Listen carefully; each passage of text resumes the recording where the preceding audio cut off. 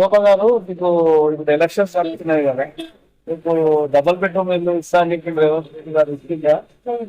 మరి ఆర్టీసీ ఉచిత ప్రయాణం బాగున్నదా? అది నచ్చలేదండి. ఎందుకు? ఏదో పిల్లలకు ఒక సాయం చేస్తే నస్తుంది, ఏదో ఒకటి చేయాలా. అది చేసే మాకు నచ్చలేదు కదా, ఏదో పోతున్నాం. ఓకే, నిజంగా మరి ఇప్పుడు టిఆర్ఎస్ సాయం చేయాలి. టిఆర్ఎస్ ప్రభుత్వం బాగుందా, రేవంత్ రెడ్డి గారి సర్కార్ బాగుందా? ఏమో నాకు అంతగానో అర్థం కాలేదు. ఎవరికి చేస్తున్నారు? బీజేపీ చేస్తాం. కేంద్రంలో ఎవరు రావాలనుకుంటున్నారు? బీజేపీ రావాలండి. ఎందుకు బీజేపీ వస్తే అంత లాస్ చేస్తున్నారని చెప్పి అంతా అంటున్నారు. బీజేపీ రావచ్చు అంటున్నాడు. ఏమో గాంధీ పొజిషన్ ఓరియంటిస్తున్నాడు. పరిస్థితి ఏమంటారు? మోదీ మాకు పిల్లలకు భవిష్య చూస్తున్నాడు అంతే. మోడీ ఉంటే మేము మోదీ ఊర్లో ఎంత సాయం చేసినో, ప్రజలకు ఎంత చేసినో మాకు అన్ని తెలుసు. సార్ ఓటు ఎవరికి వేస్తున్నారు? మేము మోదీకి ఇస్తాం. మళ్ళీ ఒకసారి మోడీ రావాలంటారు. మోడీ రావాలా, కంపల్సరీ రావాలి. మీ ఓటు ఎవరికి? బీజేపీ. శోభ అంటున్నారు ఈసారి మళ్ళీ ఓటు బీజేపీకి వేస్తారంట. సార్ మీ పేరు? సాయి కుమార్. సాయి కుమార్ గారు ఎక్కడి నుంచి మీరు? సార్ మీ పేరు? శివ. సార్ ఈసారి రేవంత్ రెడ్డి గారు వచ్చి 4 నెలలు అవుతుంది, పరిపాలన ఎట్లా ఉంది సార్? ఒకే టైం మేమైతే బీజేపీకి వేస్తాం. ఈసారి మోదీ గారిని యూజ్ చేస్తాం. ఎందుకు మోడీకి అందరు కూడా మోడీకి వేయదు ఈసారి దించేయాలని అన్ని చాలా మంది ఎన్డీఏ కూటమి లాంటివన్నీ కూడా ఏర్పడి మోడీకి ఓటు చేయొద్దు అంటున్నారు. మరి ఇప్పుడు వేరే పార్టీలు ఉన్నాయి, ఎన్డీఏ అలయన్స్ అని, వాళ్ళు ఎవరి ద్వారానే చెప్పలేకపోతే సార్. ఇంకోటి ఏంటంటే మోడీ గారు వచ్చిన తర్వాత ఆర్టికల్ 3 మళ్ళీ ముస్లింస్ కి ఏమో అది ట్రిపుల్ తలాక్ తీసేసాం. చాలా బెనిఫిట్. మనకు 20 కోట్ల మందికి డాక్టర్ ఫీ ఇస్తున్నారు మోదీ గారు. మనకు అన్ని ఫ్రీ పథకాలు ఏం లేవు. ఇవన్నీ ఏంటంటే ప్రజలకు ఉపయోగపడే పథకాలు అయితేనేమో కావాలి. మరి మోడీ 80 కోట్ల మోడీ గారు ఇప్పుడు అందరి అకౌంట్లలో పైసలు వేస్తామని చెప్పేసి చాలా వేదికల పైన చెప్పలేదు సార్, అది రాంగ్ ఇన్ఫర్మేషన్. బ్లాక్ మనీ మొత్తం తీసుకొచ్చి ఇండియాలో ఇస్తాన్నారు. ఏమైంది? ఏం చెప్తాను, బ్లాక్ మనీ అనేది తీసుకొస్తా అన్నది ఇప్పటి వరకు ఆర్టీఐ లో మీరు అదే రైట్ టు ఇన్ఫర్మేషన్ యాక్ట్ వెళ్తే 3.5 crores 3 lakhs దాని అక్కడ దాకా బ్లాక్ మనీ రిటర్న్ వచ్చింది.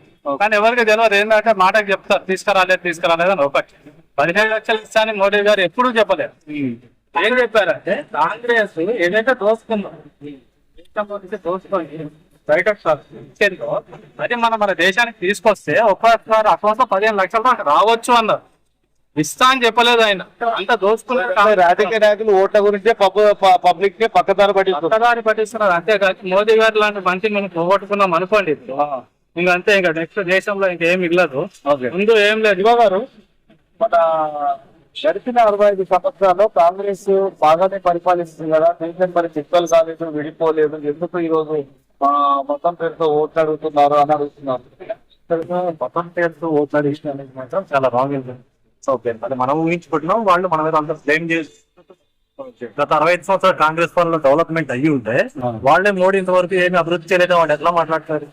అంటే వాళ్ళే ఎక్కువ కాలం ఉన్నారు గవర్నమెంట్ లో, కాబట్టి వాళ్ళే డెవలప్ చేయాలి కదా. చేయలేదు కాబట్టి ఇప్పుడు మోడీ గారిని అంటున్నారు కాబట్టి డెవలప్ చేయట్లేదు సార్. అంటే వాళ్ళు ఏం చేయలేని అర్థం కదా. అట్లీస్ట్ ఇప్పుడు మన బోర్డర్స్ కానీ అవన్నీ కూడా చాలా పకడకంగా, మన రోడ్లు కానీ మళ్ళీ ఇవన్నీ కూడా చాలా బాగా చేస్తారు మోడీ గారు.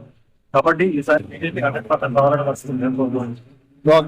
అంటే మొత్తము మళ్ళీ ఇంకోసారి బీజేపీని గెలిపిస్తే అభివృద్ధి ఏం జరగదు, అంత అంబానీ అదాని దోసుకుంటారు అని పబ్లిక్ లో వాళ్ళ టాప్. ఇది అంబానీ కొట్టబట్టాక మన బిల్ గేట్స్ ని పొగుడుతాము, ఇతర దేశాల వ్యాపార. శివ గారు, అయితే ఇప్పుడు భారతదేశం అభివృద్ధి చెందింది అంటే దేంట్లో అభివృద్ధి చెందించాలి? ప్రతిపక్షాలు ప్రతిసారి వీళ్ళు ఇతర దేశాల నుంచి ప్రాజెక్టులు చేయలేదు, మన దేశం మైత్రి సాధించలేదు, మేముంటే చాలా చేసేవాళ్ళం అంటారు. మరి ఎట్లా చూస్తారు దీనికి? ఎగ్జాంపుల్ మేడం ఇది రాయి వెయిట్ మీద ట్రిపుల్ తలాక్ ఏంది?